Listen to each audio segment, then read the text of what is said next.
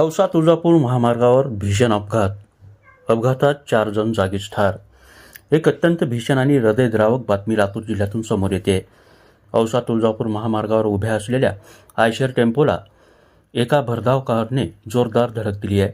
या भीषण अपघातात 4 जणांचा जागीच मृत्यू झाला असून 2 जण गंभीर जखमी झाले आहेत.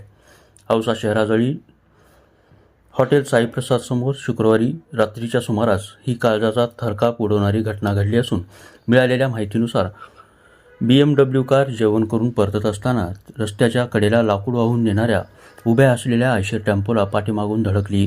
ही धडक इतकी भीषण होती की कारवरचा संपूर्ण भाग पूर्णपणे उडाला आणि टेम्पो देखील उलटला.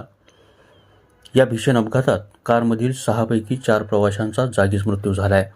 मृतांमध्ये औसा तालुक्यातील बोरगाव येथील 3 तर सांगली येथील एका व्यक्तीचा समावेश आहे.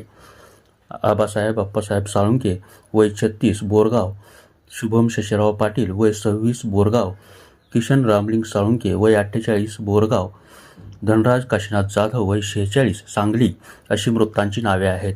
या अपघातात जयहिंद विश्वास जाधव आणि विनायक श्रीकांत हलदर हे दोघे गंभीर जखमी झाले आहेत. जयहिंद जाधव यांना उपचारासाठी लातूरला हलवण्यात आले असून इतर जखमीवर औसा ग्रामीण रुग्णालयात उपचार सुरू आहेत. घटनेची माहिती मिळताच पोलिसांनी घटनास्थळी धाव घेत बचावकार्य राबवलंय. या अपघातामुळे संपूर्ण परिसरात हळहळ व्यक्त केली जात असून महामार्गावर उभ्या असणाऱ्या वाहनामुळे होणाऱ्या अपघातांचा प्रश्न या निमित्ताने पुन्हा एकदा ऐरणीवर आलाय. नितीन बनसोडे, एकमत डिजिटल, लातूर.